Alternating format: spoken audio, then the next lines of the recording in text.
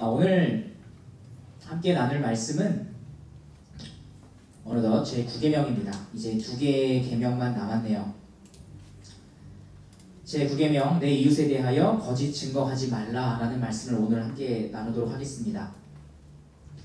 이 말씀은 어떻게 보면 가장 폭넓은 범위로는 우리는 흔히 거짓말을 해서는 안 된다라고 하는 것을 가르친다고 생각합니다. 그래서인지 전도를 할 때 가장 유용하게 사용되는 계명이 되는 것 같아요. 전도를 할 때면 복음을 듣는 사람으로 하여금 당신도 예수님의 죄사함이 필요한 죄인이라는 것을 납득시켜야 하는데, 다른 계명들, 살인, 간음, 도둑질은 너무 무거운 얘기일 뿐만 아니라 실제로 그와 같은 범죄를 행하지 않은 사람들이 더 많기도 하죠. 그래도 우리 사회에는 말이에요. 반면에 이 거짓말은 단 한 번도 해보지 않은 사람을 찾는 게 더 어려울 만큼 사실 어렸을 때부터 우리는 이제 꼬맹이들도 거짓말을 한다는 것을 종종 목격하게 되죠. 누구나 한 번쯤은 사실 다 해본 것이어서 비교적 가볍게 그리고 효율적으로 상대방을 죄인으로 납득시킬 수 있는 계명으로 이 9계명을 사용하곤 합니다. 하지만 구약시대의 이스라엘 백성들에게 이 계명은 1차적으로 법정에서 증언하는 것으로 이해되었습니다. 당시 이스라엘을 비롯한 이 고대 사회에서는 증인의 말이 사건의 진실을 가리는 데 결정적인 역할을 했습니다. 지금처럼 과학수사, CSI 그런 거 당연히 없었겠죠. 지문수색 못했을 거고요. 그건 당연하고 직업적으로도 어떤 전문 변호인이나 검사 아니면 경찰도 없었던 시기였기 때문입니다. 아니, 애초에 이 특별한 법정 자체가 있었던 것도 아니어서 재판은 사람들이 가장 모였던 성문 앞에서 행해졌고, 판결은 주로 그 마을의 가장 지혜로운 장로들에 의해 이루어지곤 했습니다. 우리가 이 10계명을 나누기 전에 먼저 룻기를 나눴잖아요. 그 룻기에서도 이와 같은 장면이 기록되어 있었죠. 결론부인 4장을 보게 되면 보아스가 룻과 결혼하기 위하여 아침 일찍 장로들을 성문에 모아서 모든 합법적인 어떤 절차 과정을 밟아가는 모습이 나옵니다. 그러니까 당시의 법정이라는 것이 이와 같은 형태였기 때문에 그 무엇보다 증인의 말, 곧 증언이 절대적이었어요. 그래서 보아스 같은 경우도 또 다른, 그리고 자기보다 우선되는 기업 물을 자를 굳이 그 자리로 불러 들여와서 거기에서 얘기하게 하지 않았습니까?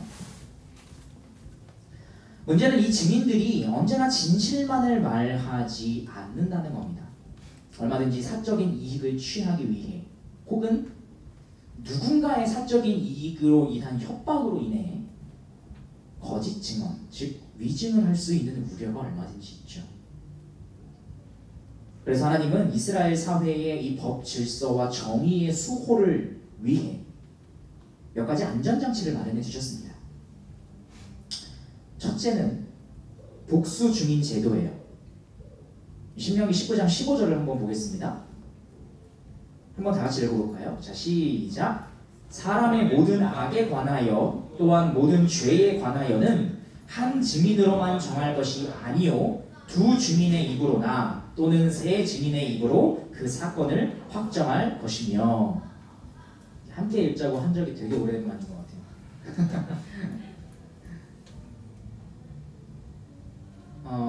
어떤 악이나 죄, 그리고 그로부터 발생한 어떤 사건에 대한 처벌을 내릴 때에는 조사를 해야 되지만 조사뿐만 아니라 반드시 증인이, 그것도 2사람이나 3사람의 증인이 있어야만 한다는 것이 하나의 안전장치였습니다. 서로 다른 입장의 증언들이 있을 때에는 그것을 모두 참작하여 살펴보는 것이 너무나도 중요했기 때문이고, 만약 누군가 위증을 할 경우 또 다른 증인의 증언이 그 위증의 오류를 찾아낼 수 있도록 돕는 역할도 하기 때문입니다. 하지만 그럼에도 이 증인들 중 누군가가 또는 증인들 모두가 위증을 할 수 있는 가능성은 얼마든지 있죠. 따라서 하나님은 증인된 사람이 그저 말만 내뱉으면 되는 게 아니라 자기가 내뱉은 그 발언에 책임을 지도록 하셨습니다. 이것이 두 번째 안전장치예요. 신명기 19장 바로 이어지는 구절입니다. 16절부터 20절까지 말씀 이렇게 기록되어 있습니다.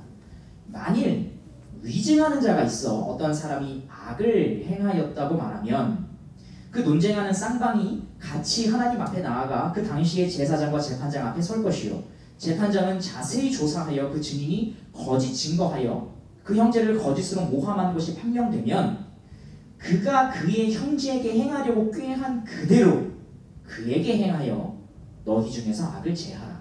그리하면 그 남은 자들이 듣고 두려워하여 다시는 그런 악을 너희 중에서 행하지 아니하리라. 무슨 말인지 아시겠죠?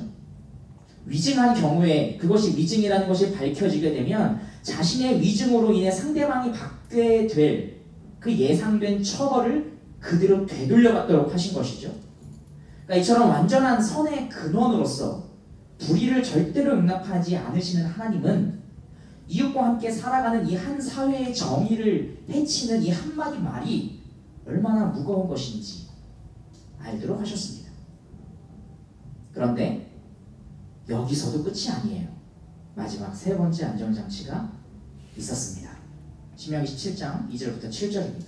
조금 긴데 읽어드리겠습니다. 내 하나님 여호와께서 내게 주시는 어느 성 중에서든지 너희 가운데에 어떤 남자나 여자가 내 하나님 여호와의 목전에 악을 행하여 그 언약을 어기고 가서 다른 신들을 섬겨 그것에게 절하며 내가 명령하지 아니한 이럴 성신에게 절한다 하자. 우상숭배를 말하는 거죠. 그것이 내게 알려짐으로 네가 듣거든 자세히 조사해 볼지니 만일 그 일과 말이 확실하여 이스라엘 중에 이런 가증한 일이 행함이 있으면 너는 그 악을 행한 남자나 여자를 내 성문으로 끌어내고 그 남자나 여자를 돌로 쳐 죽이되 죽일 자를 2사람이나 3사람의 증언으로 죽일 것이요. 그러니까 판결을 아무렇게나 내리면 안 돼요. 그죠? 여기서도 마찬가지로 2사람이나 3사람의 증인이 있어야 된다 그러죠. 한 사람의 증언으로는 죽이지 말 것이며 이런 자를 죽이기 위하여는 증인이 먼저 그에게 손을 댄 후에 무 백성이 손을 댈지니라. 너는 이와 같이 하여 너희 중에서 악을 제할지니라. 제가 색깔로 좀 칠해놨는데 여기서 우리가 주목할 부분은 이 세 번째 안전장치는 이런 자를 죽이기 위하여는 아무리 그러니까 그 사람이 잘못을 저지른 사람이에요. 그렇다 할지라도 증인이 먼저 그에게 손을 댄 후에 무패성이 손을 댈지니라 라는 말씀이에요. 무슨 의미입니까? 그러니까 증인의 증언으로 인해 이 재판에 세워진 사람이 제가 확정되는 거잖아요. 결국 최종적으로. 그래서 그렇게 사형 판결이 떨어지게 되었을 경우에 증인이 가장 먼저 그 사람을 향해 돌을 던져야 한다는 거예요. 그러니까 군중 심리라는 것이 있어서 여러 사람이 돌을 던지는 가운데 나도 하나 던지는 거면 사실은 큰 부담이 없을지 몰라요. 하지만 그 최초의 돌, 그것을 던지는 것에 있어서는 엄청난 용기와 그 생명에 대한 책임이 요구됩니다. 2차 대전 때에 독일의 나치 정권이 자행한 최악의 범법 행위를 꼽으라면 당연히 홀로코스트를 꼽을 것입니다. 약 600만 명의 유대인이 무참히 학살되었는데 대부분의 사람들은 그 학살 수단으로 독가스를 사용했다라고 떠올리곤 합니다. 하지만 처음부터 독가스가 사용되었던 것은 아니에요. 처음엔 독일 병사가 직접 총살을 했습니다. 일단은 유대인들이 끌려와서 기둥에 묶이면 독일 병사들은 기계적으로 명령에 의하여 방아쇠를 당겼습니다. 그런데 어느 순간부터 처형 방법이 독가스로 바뀐 거예요. 왜 그랬을까요? 총살에 투입된 독일 병사들의 정신이 점차 이상해졌기 때문이에요. 아무리 상부의 명령에 의해 기계적으로 방아쇠를 당길 뿐이라 할지라도 그럼에도 누군가의 생명을 계속해서 빼앗는 것에 대한 책임이 그들의 정신을 휘저어 놓았기 때문이지 않을까 생각해 봅니다. 그래서 그들은 학살의 수단을 인격이 전혀 배제된 독가스를 사용했습니다.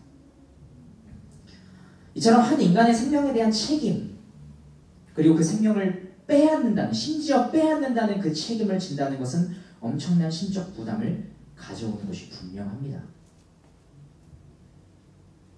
비록 증인이 가장 먼저 돌을 던져야 했다는 것과는 조금은 다른 맥락이긴 하지만 어쨌든 살아있는 생명, 그것도 인간을 향해 돌을 던지거나 총을 쏜다는 면에서는 분명 비슷한 부분이 있을 거예요. 한 사람의, 한 인간의 생명을 빼앗는 것에 대한 책임이라는 점에서 말입니다. 하물며 위증을 했다면 어떻겠습니까? 저 사람이 분명 무고하다는 걸 알고 있어요. 위증한 사람은 알고 있죠. 근데 그것을 아는 상황에서 나의 위증으로 무고한 자가 사형 언도를 받았는데 그의 생명을 빼앗아갈 그 최초의 돌을 던져야 한다면 그 심적 부담은 어떻게 될까요? 오히려 제대로 된 양심, 오히려 정상적인 양심을 가진 사람이라고 한다면 엄청난 죄책감에 빠지게 될 것이라고 저는 생각합니다. 그리고 저는 여기에 해당하는 사람이 바로 예수님을 팔아넘긴 가룟 유다가 아닐까 생각합니다. 물론 사회적인 제도가 바뀜에 따라서 그가 예수님을 향해 직접 최초의 돌을 던지진 않았죠. 대신 그는 예수님을 향해 입맞춤을 해주었습니다. 바로 이 사람이 너희가 끌고 가야 할 예수라는 의미로 말입니다. 따라서 상황과 맥락은 동일해요. 가룟 유다는 심적 부담, 죄책감을 이기지 못했어요. 결국 자살이라는 비극적인 선택을 하고야 맙니다. 이처럼 하나님께서는 사실 이 구약시대 이스라엘 그 사회의 법과 질서 그리고 정의의 구현을 위한 안전장치들을 이렇게 여러 가지로 마련해 놓으셨어요. 누구도 함부로 위증하지 못하도록 말이에요. 하지만 인간의 죄악된 마음은 이러한 안전장치들을 가볍게 뛰어넘죠. 성경은 이에 대해 한 가지 사건을 좀 자세하게 기록을 하고 있습니다. 바로 나봇의 포도원 사건이에요. 열왕기상 21장 1절부터 3절은 이 사건의 도입부를 이렇게 기록하고 있습니다. 그 후에 이 일이 있으니라. 이스라엘 사람 나봇에게 이스라엘의 포도원이 있어 사마리아의 왕, 북이스라엘 왕인 거죠.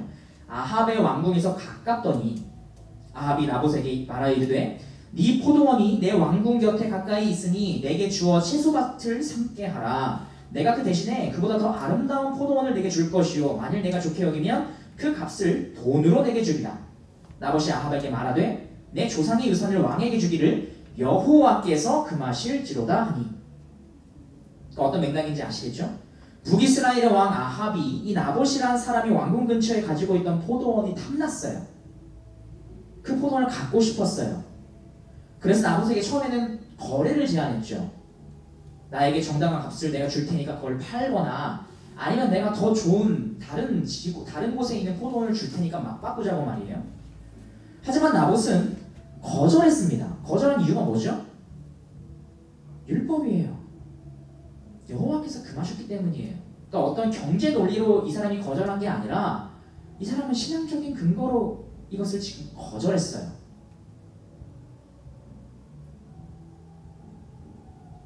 일단 아합은 순순히 물러납니다. 하지만 그의 마음까지 물러나지는 않았던 것 같아요. 그의 얼굴에 계속해서 근심이 드리워져 있었기 때문입니다. 그리고 그것을 알아챈 그의 아내 이세벨이 등장하여 그 근심의 이유를 묻기 시작했습니다. 5절부터 7절입니다. 그의 아내 이세벨이 그에게 나와 이르되 왕의 마음에 무엇을 근심하여 식사를 아니하나이까. 왕이 그에게 이르되 내가 이스라엘 사람 나봇에게 말하여 이르기를 네 포도원을 내게 주되 돈으로 바꾸거나 만일 네가 좋아하면 내가 그 대신에 포도원을 내게 주리라 한즉 그가 대답하기를 내가 내 포도원을 내게 주지 아니하리라 하기 때문이로다. 그의 아내 이세벨이 그에게 이르되 왕이 지금 이스라엘 나라를 다스리시나이까 네 왕 아니냐 이 말이죠. 일어나 식사를 하시고 마음을 즐겁게 하소서 내가 이스라엘 사람 나봇의 포도원을 왕께 드리리이다 하고. 그러니까 이스라엘이 뭔가 하겠다는 거예요 지금. 그죠? 자신이 나서서 이 일을 해결해 주겠다고 말했습니다. 그리고는 왕의 직인이 찍힌 편지를 자기가 만들어서 이 재판을 진행하는 그 나봇이 사는 동네의 장로와 귀족들에게 보냈고 더하여 그 재판에 사용될 2명의 증인을 매수하는 음모를 꾸몄습니다. 8절부터 10절입니다. 아합의 이름으로 편지들을 쓰고 그 인을 치고 봉하여 그의 성읍에서 나봇과 함께 사는 장로와 귀족들에게 보내니 그 편지 사연에 이르기를 금식을 선포하고 나봇을 백성 가운데 높이 앉힌 후에 불량자 두 사람을 그의 앞에 마주 앉히고 그에게 대하여 증거하기를 네가 하나님과 왕을 저주하였다 하게 하고 곧 그를 끌고 나가서 돌로 쳐 죽이라 하였더라. 나봇이 하나님과 왕을 저주했다고 모함하고 두 불량자의 거짓 증언을 내세워서 위증을 하게 함으로써 신명기에 적힌 율법에 따라 나봇을 돌로 쳐 죽이라는 것이 이 음모, 이 계략의 내용이었어요. 어떻게 되었을까요? 과연 이세벨의 음모대로 이 일이 착착 진행되었을까요? 11절부터 16절입니다. 그의 성읍 사람 곧 그의 성읍에 사는 장로와 귀족들이 이세벨의 지시 곧 그가 자기들에게 보낸 편지에 쓴 대로 하여 금식을 선포하고 나봇을 백성 가운데 높이 앉힘에 때에 불량자 두 사람이 들어와 그의 앞에 앉고 백성 앞에서 나봇에게 대하여 증언을 하여 이르기를 나봇이 하나님과 왕을 저주하였다 하며 무리가 그를 성읍 밖으로 끌고 나가서 돌로 쳐 죽이고 이세벨에게 통보하기를 나봇이 돌에 맞아 죽었나이다 하니 이세벨이 나봇이 돌에 맞아 죽었다함을 듣고 이세벨이 아합에게 이르되 일어나 그 이스라엘 사람 나봇이 돈으로 바꾸어 주기를 싫어하던 나봇의 포도원을 차지하소서. 나봇이 살아있지 아니하고 죽었나이다. 아합은 나봇이 살아 죽었다 함을 듣고 곧 일어나 이스라엘 사람 나봇의 포도원을 차지하러 그 일로 내려갔더라.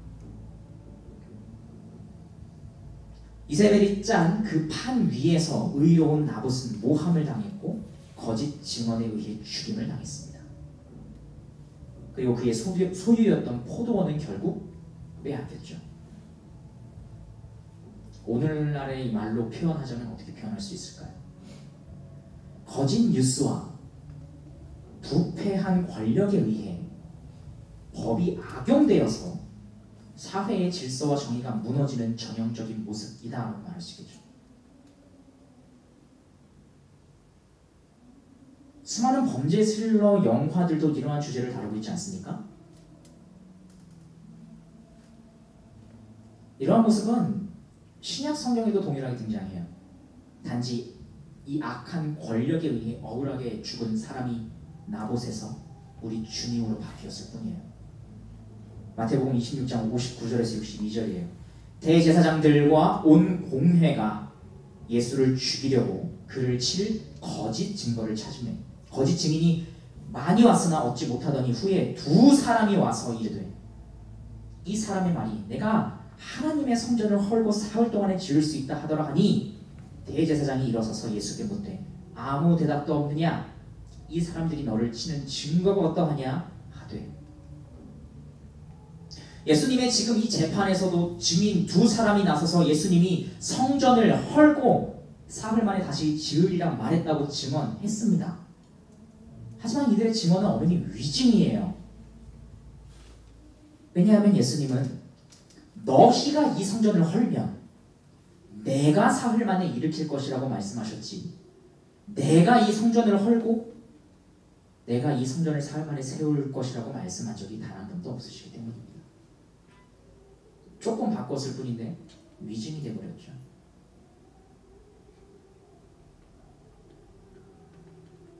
그런데 여기서 아이러니한 것은 이러한 온갖 거짓 증언이 난무하는 상황에서 이 불합리한 상황에서 오히려 오직 우리 주님만은 참된 증언을 하셨고 그리고 그 증언에 의해 스스로 죽음으로 내몰리셨다는 겁니다. 마태복음 26장 63절부터 68절입니다. 대제사장이 이르되 내가 너로 살아계신 하나님께 맹세하게 하노니 네가 하나님의 아들 그리스도인지 우리에게 말하라. 예수께서 이르시되 네가 말하였느니라. 그러나 내가 너희에게 이르노니 이후에 인자가 권능의 우편에 앉아 있는 것과 하늘 구름을 타고 오는 것을 너희가 보리라 하시나 이에 대제사장이 자기 옷을 찢으며 이르되 그가 신성 모독하는 말을 하였으니 어찌 더 증인을 요구하리요. 보라 너희가 지금 이 신성 모독하는 말을 들었도다. 너희 생각은 어떠하냐. 대답하여 이르되 그는 사형에 해당하니라 하고 이에 예수의 얼굴에 침뱉으며 주먹으로 치고 어떤 사람은 손바닥으로 때리며 이르되 그리스도야 우리에게 선지자 노릇을 하라. 너를 친 자가 누구냐 하더라.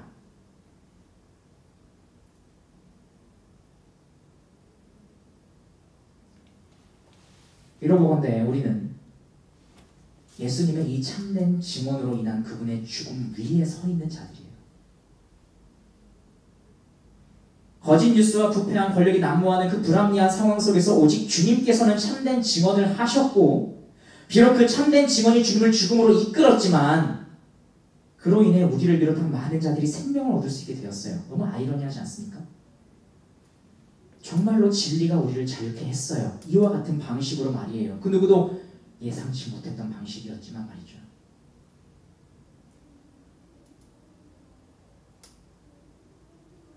우리가 이와 같은 상황 속에서 진리를 말씀하신 주님으로 인하여 생명을 얻게 된 자들이기 때문에 주님의 백성들 역시 참된 것을 바라고 추구하는 그러한 마음을 품게 됩니다. 이러한 마음에 따라 그렇다면 우리는 어떻게 살아가야 하는가? 좀 간략하게 세 가지 적용을 좀 나눠보고자 합니다. 첫째는 이 복음에 담긴 진리를 전하는 증인으로서의 삶입니다. 사도행전 1장 8절은 이렇게 말씀합니다. 오직 성령이 너희에게 임하시면 너희가 권능을 받고 예루살렘과 온 유대와 사마리아와 땅끝까지 이르러 내 증인이 되리라 하시니라. 주님은 지금 자신의 제자들을 향해 다른 표현이 아니라 특별히 이 증인이라는 단어를 사용하셨어요.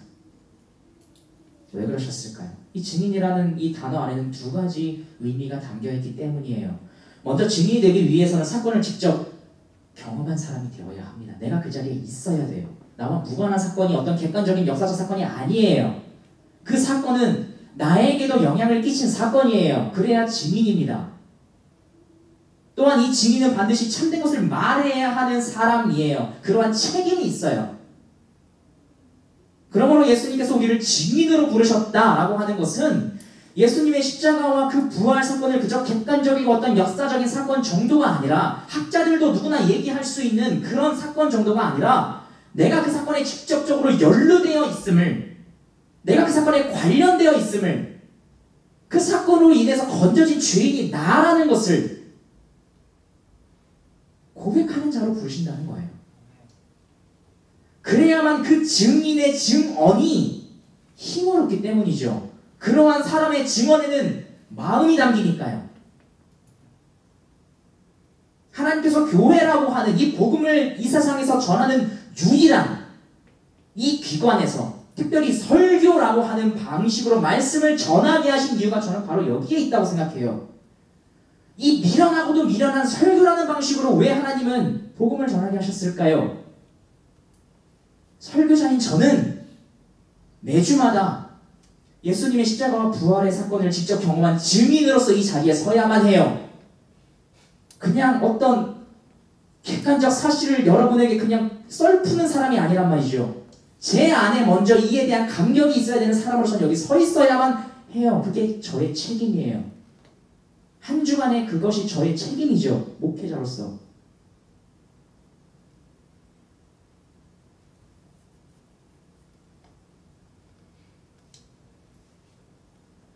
뿐만 아니라 여기서 내뱉는 한마디 한마디 그 말에 대한 책임을 져야 돼요. 그런 인식을 갖고 있어야 돼요. 이것이 얼마나 기술적으로 이 설교 내용을 잘 전달하느냐, 그것도 물론 중요하겠지만 그것보다 우선되어야 하는 이 설교자의 정체성이자 마음가짐입니다.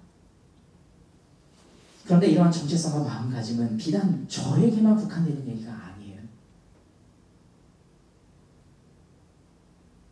저는 이것을 모본으로 보여주어야 하는 사람으로 주님은 저를 부르셔서 이 자리에 세우셨고,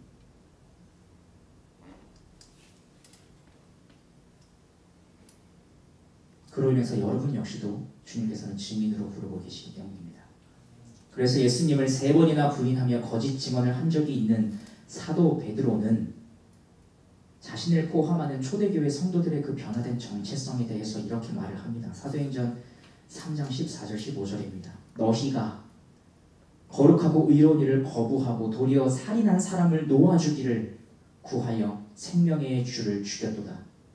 그러나 하나님이 죽은 자 가운데서 그를 살리셨으니 내가 이 일의 증인이라 라고 말하지 않고 베드로는 분명하게 말했습니다. 우리가 이 일의 증인이라. 이처럼 주님은 자신의 제자들을 이 참된 진리, 가장 진실된 것, 그것을 전하는 증인으로서 우리를 부르셨습니다. 이것이 첫 번째 우리의 삶의 모습이에요. 두 번째는 정의와 진실을 추구하는 시민으로서의 삶입니다. 우리는 그리스도인이기도 하지만 동시에 대한민국을 살아가는 한 명의 시민입니다. 그래서 우리는 이 사회에 대해서도 책임이 있고 그 안에서 우리는 함께 살아가고 있죠. 앞서 우리는 이 나봇의 포도원 사건과 예수님께서 십자가에 달리시는 과정을 잠깐 살펴보았습니다. 그 안에서 이 하나님께서 마련해 놓으신 안전장치가 있었음에도 불구하고 그 인간의 죄악된 본성으로 비롯된 거짓 뉴스와 부패 권력이 어떻게 사회의 법과 질서를 무너뜨리며 정의를 훼손하는지 함께 살펴보았어요. 이러한 일은 단지 성경 속에서만 혹은 역사 속에서만 이루어진 것이 아니죠. 바로 우리가 살아가고 있는 이 현실에도 버젓이 벌어지고 있고 앞으로도 그럴 거예요.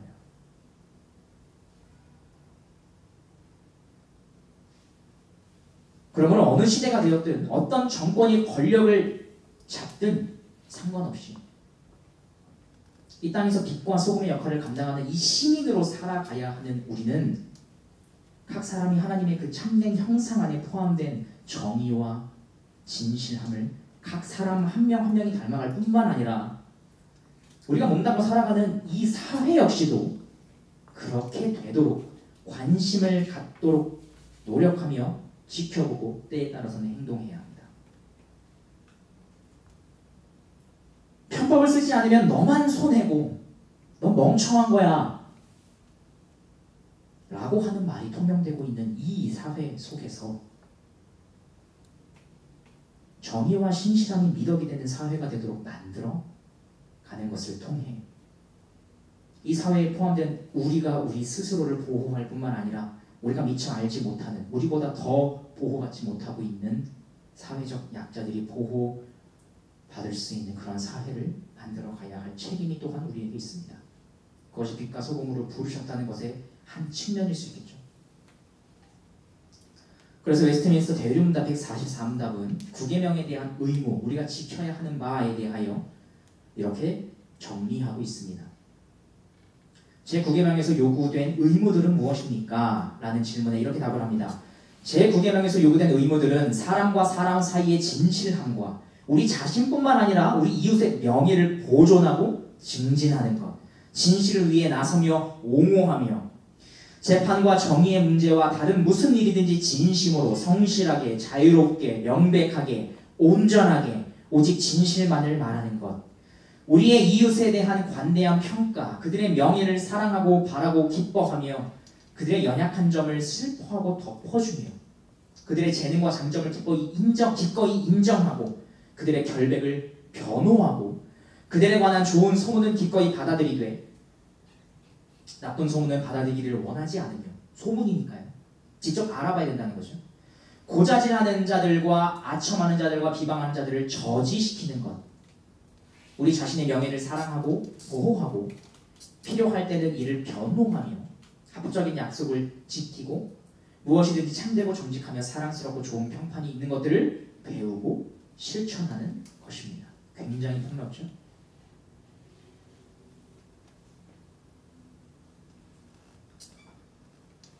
마지막으로 세 번째입니다. 서로의 명예를 지켜주는 교회 이 내부, 교회 지체로서의 삶에 대해서 좀 잠깐 나눠보겠습니다.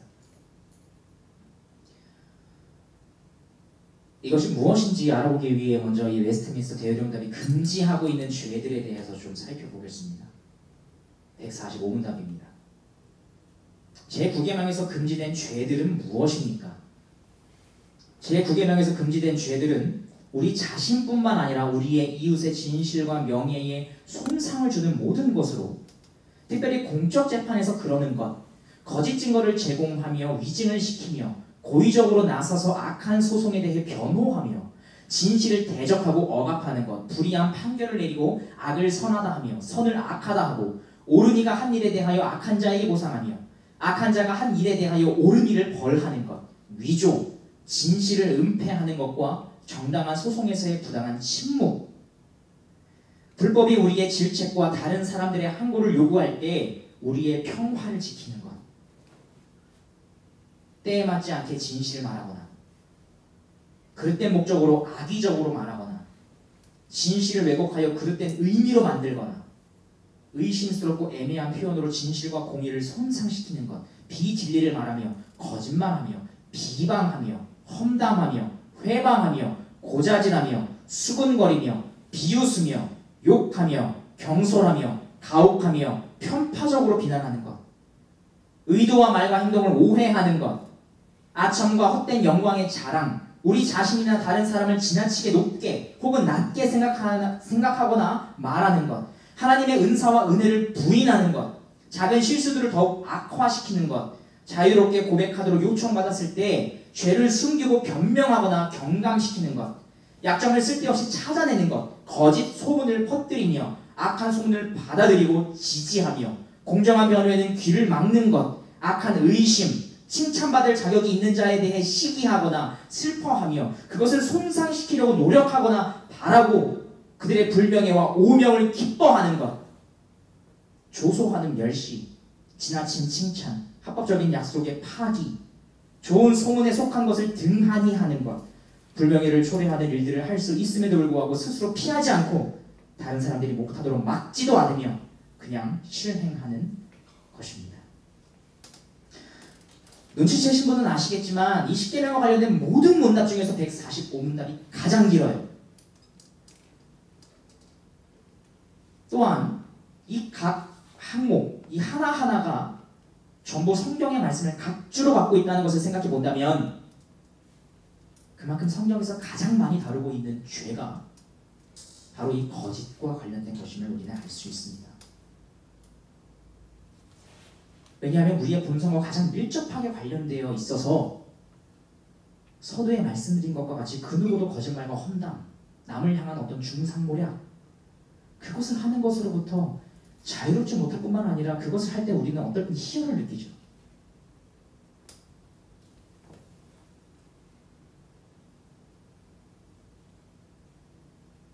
그리고 예수님의 말씀에 의하면 바로 이것이 거짓의 아비인 사단에게 속해 있는 본성이기 때문입니다. 요한복음 8장 44절입니다.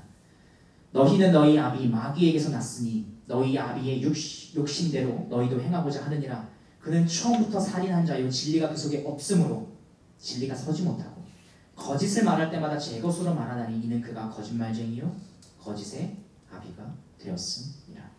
주님은 거듭나지 못한 모든 자들이 사실상 거짓의 아비 마귀로부터 났다라고 말씀하시죠.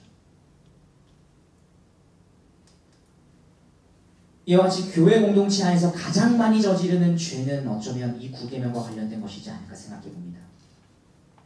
따라서 우리가 가장 조심해야 하는 것도 마찬가지로 바로 이 9계명과 관련된 죄입니다. 교회는 진리와 진실을 추구하고 나의 명예뿐만 아니라 타인의 명예를 지켜주고자 노력하는 성도들에 의해 든든히 세워져 가는 반면에 거짓과 험담 그리고 이 근거 없는 소문을 통해 타인의 명예를 깎아내리면서 나의 명예를 드높이려고 하는 자들에 의해 무너져 가기 때문이에요. 수많은 교회들이 여기서 자유롭지 못하지 않을까 그렇게 생각을 해봅니다. 우리가 이 10계명의 말씀을 지금까지 계속 길게 나누어 보았고 그 가장 핵심적이고 중심적인 원리에는 나 자신뿐만 아니라 타인을 위한 선을 도모하기 위한 것이었습니다. 이러한 생각 역시 이 9계명을 대할 때 우리는 그러한 생각을 가지고 나 자신의 언행과 그 언행에 담긴 의도를 한번 지혜롭게 그리고 진솔하게 분별해 봐야 할 겁니다. 그리고 이러한 모든 과정을 통해서 이것을 분별하는 자들이 많아지면 많아질수록 그리고 타인의 명예를 지키고자 하는 자들이 많아지면 많아질수록 그 모든 과정을 통해 교회와 사회 속에서 정의와 질서 그리고 덕을 세워가게 될 것입니다. 우리 남양교회 2000년도 한 사람 한 사람이 바로 그러한 자리에 온전히 설 수 있도록 함께 기도하며 나가기를 주님의 이름으로 축복합니다. 함께 찬양하고 잠시 기도하는 시간 갖도록 하겠습니다. 우리 진실하게 함께 찬양하도록 하겠습니다.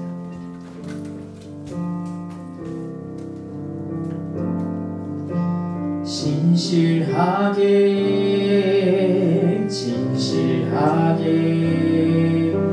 거룩하게 살게 하소서. 진실하게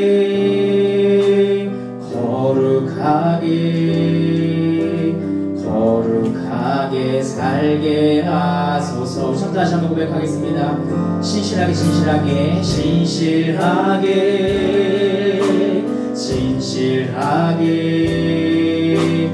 거룩하게 살게 하소서. 진실하게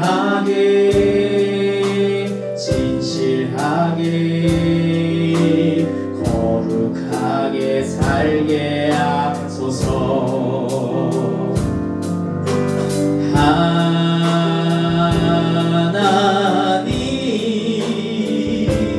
나의 마음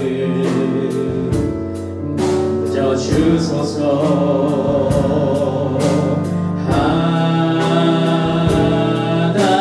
하나님 나의 영혼 새롭게 하소서. 진실하게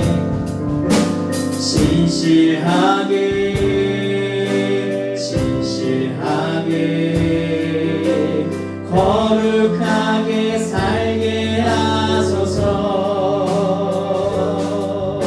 진실하게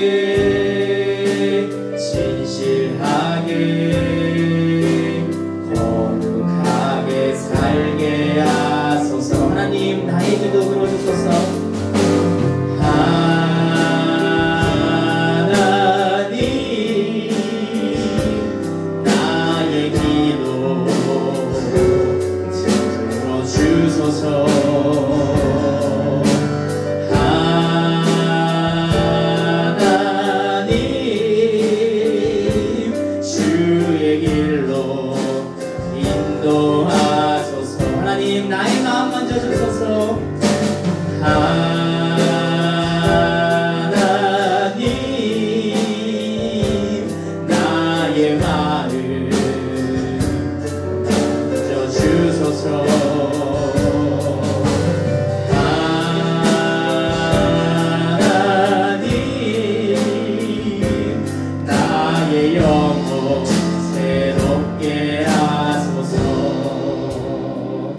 우리 시간 오늘 들은 말씀 생각하면서 함께 좀 기도하며 나갔으면 좋겠습니다. 하나님,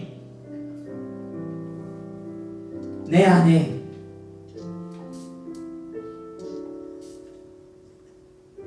오히려 험담하고 비방하는 것을 즐거워하는 나의 그러한 면이 있음을 진솔하게 주님 고백합니다.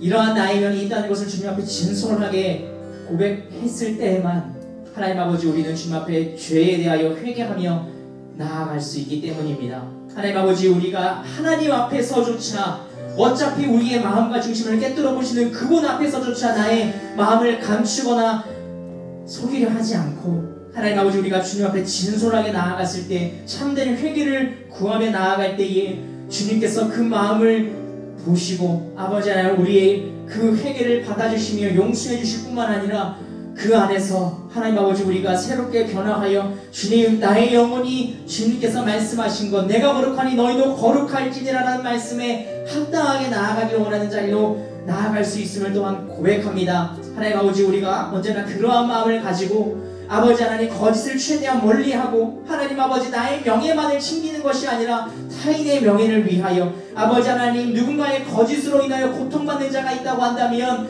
아버지 하나님 그를 위하여 함께 변호해 줄 수 있는 사람이 될 수 있는 그러한 마음까지도 아버지 하나님 우리에게 허락하여 주셔서 하나님 아버지 내가 속한 그 곳이 내 마음부터 시작하여 우리 가정, 이 교회, 내가 속한 그 사회가 하나님 아버지 조금씩이라도 진실한 것을 믿음으로 삼고 아버지 하나님 변화되어 갈 수 있도록 주님 그 자리로 나아가기를 함께 바라고 소망하는 우리 모두 될 수 있도록 주님 도와주시옵소서라고 우리 함께 기도하며 나아가도록 하시겠습니다. 함께 기도하시겠습니다. 살아계신 하나님 아버지, 참으로 우리는 아무리 아니라고 부인해도 내가 아무리 거룩한 것 같다고 나 스스로를 속이고 있어도 아버지 하나님, 우리는 타락한 본성상 거짓의 아비 마귀로부터 태어나 아버지 하나님, 날 때부터 아무런 거리낌 없이 나의 유익을 위하여 혹은 누군가의 유익 안에서 내가 얻을 수 있는 보상을 생각하며 아버지 하나님, 거짓말하기를 아무런 거리낌 없이 살아온 날들이 하나님 아버지 지금까지 되었습니다. 어쩌면 너무나 쉽게 거리를 수 있는 그러한 거짓말이라서 아버지 하나님, 다른 죄들보다 가장 만만하게 여기고 가장 아버지 하나님 쉬운 것을 여겼을지 모르겠지만 아버지 하나님, 그러나 그럴수록 가장 중감해지고 가장 아무 부정도는 아무렇지 않다고 여기게 만들어지게 되는 그 죄악이 바로 거짓임을 하나님 아버지 진솔하게 고백하게 하여 주시옵소서.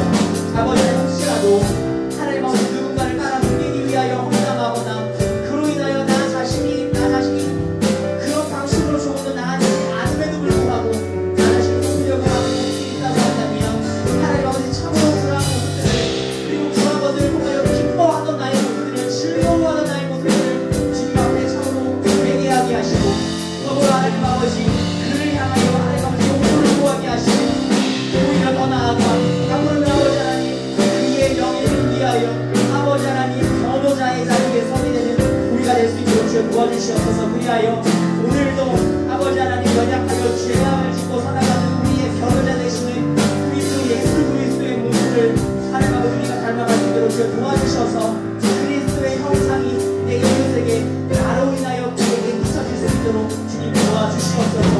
하나님 아버지, 언제나 참는 것을 바라며 아버지 하나님, 그저 인구의 공동체뿐만 아니라 우리가 속해 있는 그 모든 사회와 그 사회의 그 공동체 역시도 아버지 하나님, 참으로 편법을 당연한 것으로 여기면서 아버지 하나님, 그것을 해서라도 성공을 향해 나아가는 것이 나의 유익을 구하는 것이 너무나 당연하다라고 말하는 아버지 하나님, 이 세상 속에서 아버지 하나님, 오히려 편법을 사용하지 않고 비록 미련을 보일지라도 아버지 하나님, 진실함을 아버지 정당함을 추구하며 나아가는 것이 사회의 무덤임을 아버지 하나님 함께 고백하는 자들이 유리 기록 그리스도 안에 아버지 하나님 날로 구수가 증인가 되게 하셔서 하나님 아버지, 그러한 사회의 믿음과 기도를 통해 진정한 영향을 미칠 수 있는 우리 각 사람들 될 수 있도록 주여 도와주시옵소서.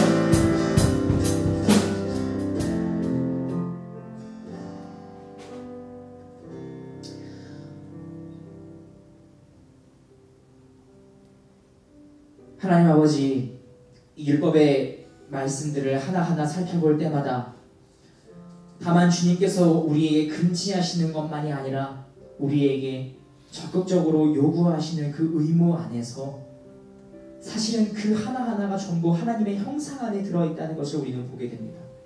하나님은 선하는 권위이자 그 선한 권위로 모든 세상을 다스리시는 최고의 권위자이십니다. 하나님은 생명의 근원이시고 모든 순결과 스스로 충족하시는 자족하시는 분이시며 진리 그 자체로서 또한 우리를 언제나 진실하게 대하시는 분이십니다. 따라서 우리가 이 계명의 말씀들을 하나하나 적극적으로 이 의무를 우리가 기쁨으로 수행해 나가고자 하는 것이야말로 그저 하나님의 형상을 닮아가고자 한다는 것이 어떤 추상적인 것이 아니라 굉장히 실제적으로 이루어질 수 있음을 우리는 이 계명을 통해 보게 됩니다. 하나님, 오늘 나눈 이 말씀에서도 우리가 그 신실하신 하나님, 오늘도 연약한 우리, 오늘도 죄악을 범하는 우리를 위하여 성부 하나님 앞에서 우리를 변호하시는 주님, 그 주님을 따라 이제는 우리가 오히려 내 옆사람의 연약함을 위하여 변호하는 자들이 그 자리에 이르기까지 나아갈 수 있는 그런 자들 될 수 있도록 주여 도와주시옵소서. 이제는 우리 주 예수 그리스도의 은혜와 성부 하나님의 무한하신 사랑하심과 성령 하나님의 교제인도 충만케 하신 은총이 여기 머리 숙인 이 청년부 한 사람 한 사람 머리 위에 이제로부터 영원토록 함께 있을지어다. 아멘.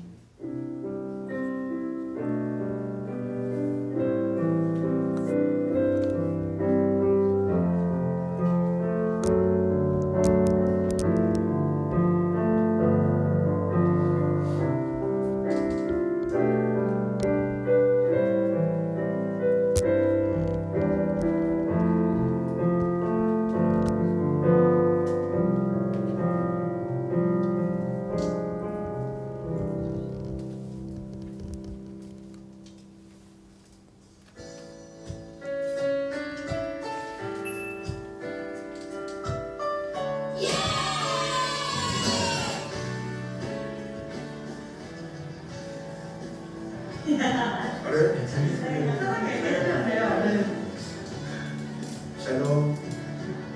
강촌 역동적인 교회 가정지킴이 이상준 목사입니다. 네, 반갑습니다. 이번에 특강 강사로 가게 됐는데 제가 8년 전에 강서구 화곡동에서 교회를 개척해서 청년들이 모이기 시작했어요. 그러면서 많은 청년들이 모였는데 나중에 보니까 이렇게 가정에 상처가 많고 그다음에 가정 폭력을 경험한 우리 청년들이 저희 교회로 오기 시작했어요. 그래서 제가 청년 사역을 하다가 보니까 결국에는 청년 사역은 가정 회복이 중요하다. 그래서 제가 그 교회를 제 후배한테 맡기고 지금 강촌에 들어와서 가정 사역, 가정 회복 사역을 또 하고 있습니다. 그래서 필드에서 이 경험한 실제들과 또 어떤 배우자를 만나야 할 것인가, 또 어떻게 연애를 해야 할 것인가, 그리고 또 이혼 이후의 그 문제들, 가정의 실질적인 이 부부의 문제들, 그리고 중독, 그리고 믿음의 단계에 대해서 이번 수련회 때 말씀을 전하려고 합니다. 짧은 시간이지만 우리 청년들과 만나서 여러분들이 오랫동안 고민하면서 풀지 못했던 문제들을 저와 함께 풀어보는 시간 되었으면 좋겠습니다. 많이 오세요.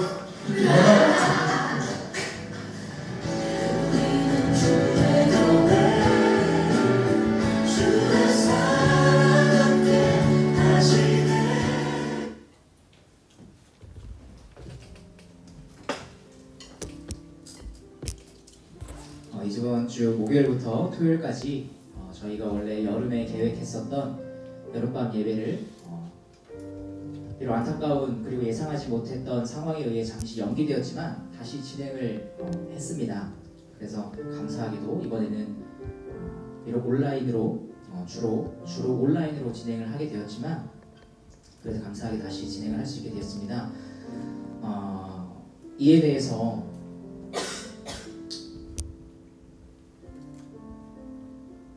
먼저 좀 마음을 모으고 또 함께 좀 기도하는 시간 가졌으면 좋겠어요.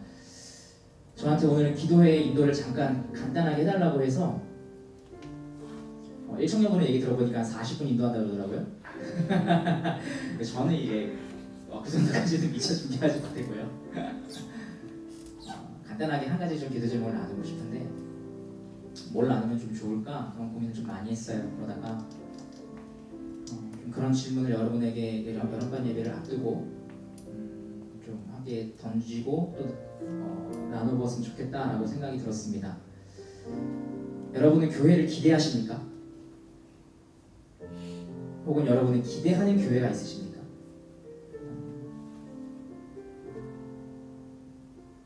그러니까 단순히 이번 이 한 번의 여름 사역, 이 여름밤 예배를 통해 듣게 되는 성경에서 이 교회에 대해서는 이렇게 말하는구나. 이것이 성경에서 말하는 교회의 원리구나. 다만 그 정도가 아니라 그런 원리 원리들이 실제로 구현되는 교회를 여러분 정말 기대하십니까? 저는 그게 제 꿈이거든요. 꿈인 이유는 실현 가능성이 잘 안 보여서 그래요. 단순히 제가 어떤 한 교회에 부임해서 뭐 담임 목회를 하게 되고 그런 차원의 문제가 아니라 정말 성경에서 말하는 그 원리대로 운영되는 그런 교회가 과연 이 땅에 세워질 수 있을 것인가, 그런 부분입니다.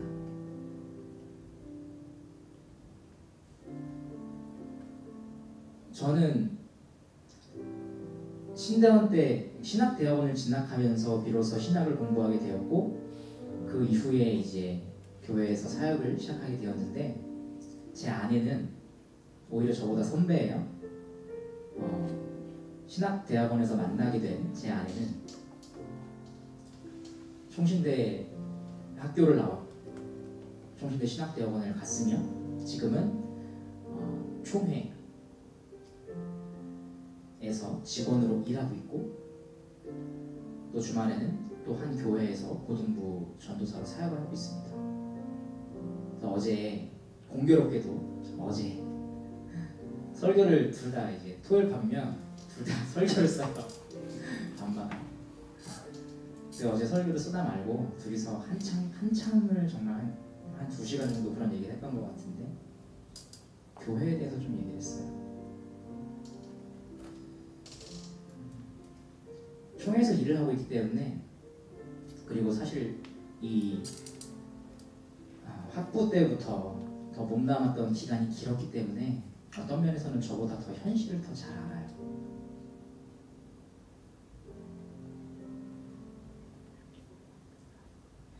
그래서 과연 소망이 있겠는가? 뭐 그런 얘기를 하더라고요. 그러면서 저한테도 뭐라고 얘기를 해주었냐면, 당신이 목회를 안 해도 괜찮아. 그런 말까지도 해줬어요.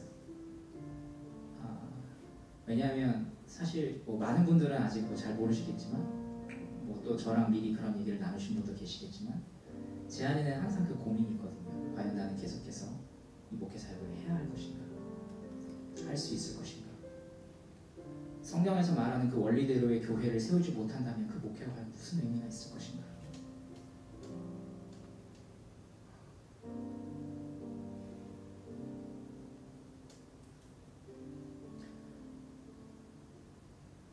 너무 거대한 시스템이에요. 사실 제가 이 말을 이 자리에서 해도 되는지 모르겠지만, 너무 거대한 그 시스템 속에서 저와 같은 사람들은 너무나 소수예요. 그래서 그 소수에 있는 사람들이 전체를 개혁하기가 참 어려워요. 방법은 딱 하나예요. 하나라고 생각해요. 단지 목회자들만이, 소수의 몇몇 목회자들만이 그러한 교회를 꿈꾸면서 개혁을 말하는 것이 아니고, 그러한 교회를 함께 꿈꾸는 성도들이 있어야 돼요. 답은 그거밖에 안 나오더라고요. 단지 이번 한 번의 여름 사역이 좀 아니라고 생각해요. 여러분에게 단지 교회를 어떤 공동체, 서로 그냥 어떤 따뜻한 온기가 있는 그런 정도의 공동체로 생각하는 교회, 여러분이 저는 그 정도로 생각하지 않으셨으면 좋겠어요. 교회는 거기서 머물지 않고 주님께서 우리에게 요구하시는 것, 그냥 구원 받았으니 거기서 끝나는 것이 아니라 구원의 목적, 거룩함에 이르는 것, 그것을 해나갈 수 있는 모든 장치를 마련해 놓으신 곳이 바로 이 교회예요. 그래서 그걸 알려면 과연 이 교회는 어떻게 운영되어야 하는 것인가, 각 직분은 무엇인가, 그리고 교회의 존재 이유는 무엇인가, 그 모든 것들을 먼저 알아야 돼요. 거기에서부터 교회의 정화와 개혁은 시작된다고 생각해요.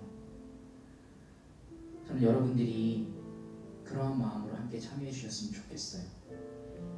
저뿐만이 아니라 설령 저도 언젠가 제가 뭐 목회를 혹시라도 안 하게 될지라도 그럼에도 저는 어느 한 교회의 성도로서 교회를 다니지 않겠습니까? 교회 안에 계속 소속돼 있을 거예요. 그러면 그 소속된 교회를 어떻게 섬기고 그 교회 안에서 어떤 기대를 가질 것인가?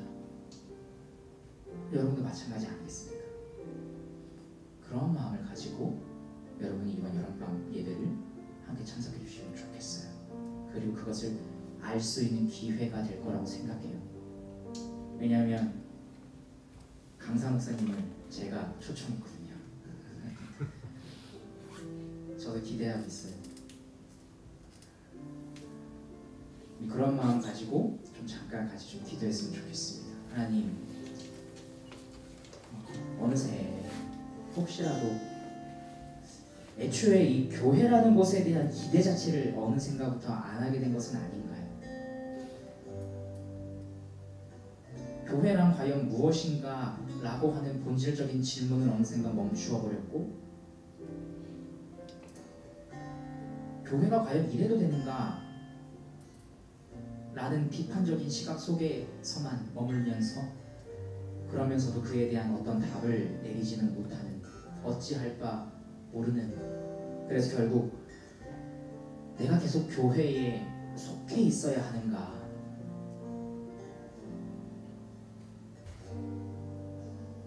혹시라도 그런 고민이 든 분들이 계시다면 함께 좀 기도했으면 좋겠습니다. 주님의 교회, 주님께서 교회의 머리이시니 주님께서 교회를 붙드실 것은 당연한데 그 운영되는 원리마저도 주님께서 성경 안에 기록해 두셨으니 주님 그것을 알 수 있는 시간이 되도록 주여 지혜를 허락하시고 경청하는 마음을 주시고, 그러므로 인하여 하나님, 어쩌면 우리가 정말 오랜 시간 동안 교회 안에 우리가 소속되어 있었고 몸담고 있었다고 하지만 어쩌면 주님께서 원하시는 원리, 그 진정한 원리로서의 그 교회를 맛보지 못했던 것은 아니었습니까? 만약 그런 면이 있다고 한다면 그 방향으로, 그 방향이 설정될 수 있는 그러한 시간 될 수 있도록 주여 도와주셔서 이 교회에 대한 기대를 주님 다시 한번 좀 가질 수 있도록 주여 도와주시옵소서. 우리 그런 마음 가지고 함께 좀 기도했으면 좋겠습니다. 우리 함께 기도하시겠습니다. 하나님 아버지, 좀 교회에 대한 기대를 좀 갖게 하여 주시옵소서. 그리고 내가 속한 이 교회가 혹은 내가 앞으로 속하게 될 그 어떤 교회들이 내가 기대하는 마음으로 갖게 되는 그 교회가 될 수 있도록 주여 도와주시옵소서. 그래서 그저 이 예배만 드리러 왔다 갔다 하는 정말 그런 안타까운 그런 신앙, 안타까운 그런 종교 생활에만 결국 머무르는 자리에 이르는 것이 아니라 아버지 하나님, 참된 교회의 원리 아래에서 주님께서 이 교회 안에 세우신 그 여러 원리들을 따라 교회의 다스림을 받고 결국 아버지 하나님 그 교회의 다스림 안에서 하나님 아버지 그저 구원받은 이후로서의 삶에 대하여 전혀 방향성을 찾지 못하는 것이 아니라 내가 거룩하니 너희를 거룩하라 말씀하신 그 말씀 안에서 아버지 하나님 이 교회 공동체를 통하여 이 교회 안에 세우신 주님의 그 질서를 통하여 아버지 하나님 그 거룩함을 이루도록 주님께서 모든 것을 마련해 주셨사오니 하나님 아버지 그 거룩함에 이르도록 이 교회가 그러한 역할을 온전히 할 수 있도록 아버지 하나님 그러한 교회가 무엇인지 먼저 알 수 있는 시간 될 수 있도록 주여 도와주시옵소서. 하나님 아버지, 참으로 이 교회에 대한 이 마음이 떠나지 않도록 주여 도와주시고 아버지 하나님, 정말 너무나도 교회에 대한 질타, 과연 너희는 스스로 자정자격을 할 수 있느냐라고 그렇게 물어보고 있는 것만 같은 하나님 아버지 이 사회의 시각 속에서 아버지 하나님, 그렇다면 과연 우리가 앞으로 세워가야 할 교회는 어떠해야 하는가, 어떠한 모습이어야 하는가, 그러한 생각과 방향과 청사진을 얻게 되는, 그리하여 아버지 비록 지금 이 순간에는 그런 것들을 모두 구현할 수 없을지 모르겠지만 앞으로 10년, 15년, 20년 우리가 이 교회의 기둥이 되었을 때에 아버지 하나님, 우리가 그 자리에서 그 위치에서 우리가 그 원리대로 교회를 주님께서 원하시는 대로 지혜를 구하며 잘 다스려가는 자들 될 수 있도록 주님 도와주시옵소서. 하나님 아버지, 그리하여 주님께서 원하시는 교회, 주님께서 바라신 교회가 이 땅에서도 단 한이라도 아버지 하나님 정말 소수라도 하나님 아버지 생명력을 갖고 참으로 그 안에서 주님께 거룩함을 향해 나아가는 공동체들 성도들이 있을 수 있도록 주님 도와주시옵소서.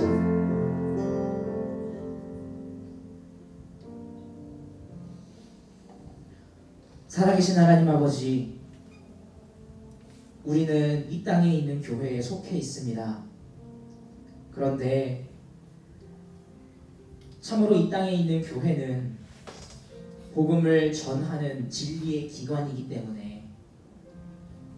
복음을 듣고 거듭난 자뿐만 아니라 복음을 들었음에도 불구하고 아직 거듭나지 못한 자가 함께 섞여 있는 것이 너무나 당연합니다. 뿐만 아니라 복음을 듣고 거듭났다 할지라도 여전히 남아있는 죄의 부패함, 죄의 일종의 잔여물로 인하여 거듭난 자도 연약함을 드러낼 때가 너무나 많습니다.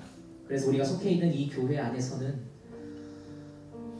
때로는 불의와 악행이 자행되는 모습을 너무나 자주 접하게 됩니다. 그럴 때면 과연 이 교회에 속해 있는 것이 도대체 무슨 의미인가? 그럼에도 교회는 나가야 하기에 점점 마음은 떠나면서 몸만 이곳에 오게 되는 그러한 현상이 벌어지고 있는 것은 아닌지 생각해 봅니다. 그러나 하나님, 우리가 바라오는 것은 하나님께서 마련하신 교회는 또 하나 있다는 것입니다. 그것은 보이지 않는 교회, 이미 완성되어 있는 교회입니다. 시간을 초월하여 존재하신 하나님께서는 이미 주님께서 구원하신 백성들이 소속된 이미 완전한 교회를 소유하고 계십니다.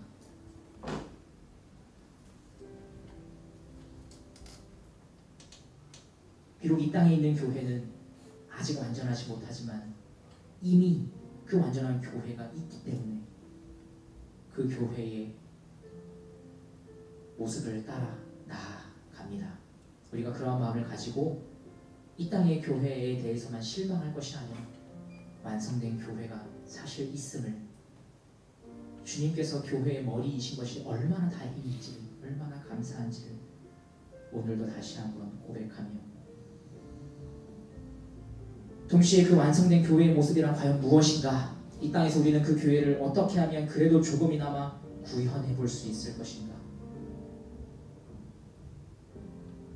그것을 배울 수 있는 기회로서 주님께서 이번 여름밤 예배를 준비해 주셨으니 우리가 그러한 기대를 가지고 여름밤 예배 잘 참석해서 그 말씀을 듣고 그것을 단순히 지금 당장 모두 다 적용되지 못한다 할지라도 앞으로 우리가 계속해서 몸담을 그 교회, 10년, 20년 후의 교회를 생각하면서 그 청사진대로 따라가는 시간들 될 수 있도록 주여 도와주시옵소서.